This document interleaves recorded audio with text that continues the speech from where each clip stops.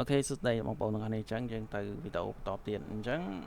នៅក្នុងនេះគឺអ្វីដែលយើងធ្វើបន្តទៀតអញ្ចឹងនៅក្នុងនេះខ្ញុំសូមបង្ហាញតាក់ទងទៅនឹង library Monsuno library កន្លែងនេះគឺជាកន្លែង download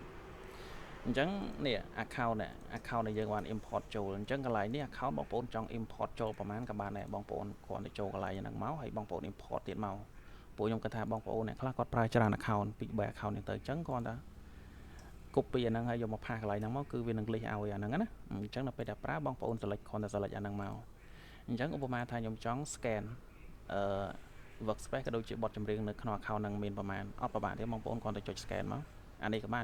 មួយណាក៏បានដែរអូខេអញ្ចឹងវានឹងចាប់ដើម scan ហើយថានៅក្នុងហ្នឹងវាមានប្រហែល workspace ប្រហែលបទចម្រៀងអូខេគឺចេញមកនេះអត់ប្រហែលទេអញ្ចឹងយើងអាចផ្ទៀងផ្ទាត់នៅក្នុងហ្នឹងបានចឹង my workspace មាន34អានេះមាន14 bot អីចឹងទៅណាអត់ឲ្យខុសទេហើយបងប្អូនអាច play free view បានណាយើងអាច list ចឹងបានចុចមក double click មកគឺស្មើនឹង play អ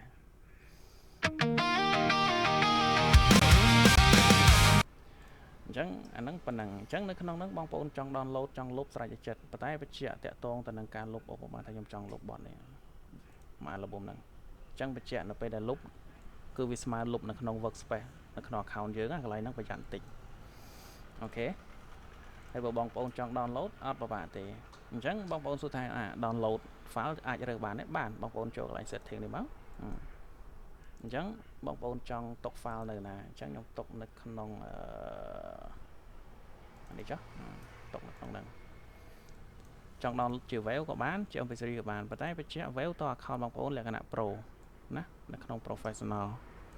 plan ណាបើសិនបើ account free down អត់ចេញទេសូម្បីតែយើង down ដៃក៏អត់ចេញដែរព្រោះអាហ្នឹងវា high link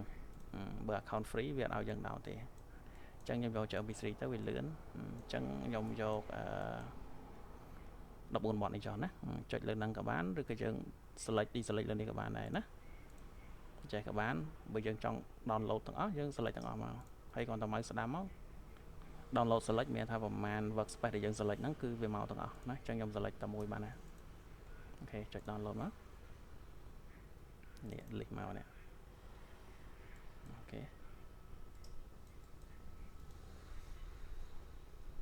តែតងទៅនឹង download គឺយើង download មកគឺទាញបាន metadata ទាំងអស់អត់មានបាត់ទេណាដូចយើង download ដៃអញ្ចឹងហើយលឿនណាអត់ពិបាកទេព្រោះនេះខ្ញុំបញ្ជាក់យើងអត់ប្រើ Chrome driver ទេអានេះណាយើងប្រើ API request អញ្ចឹងអានេះវាលឿនវាងាយស្រួលអូខេអញ្ចឹងវីដេអូ download ក៏ដូចជា Suno library គឺមានតែប៉ុណ្ណឹង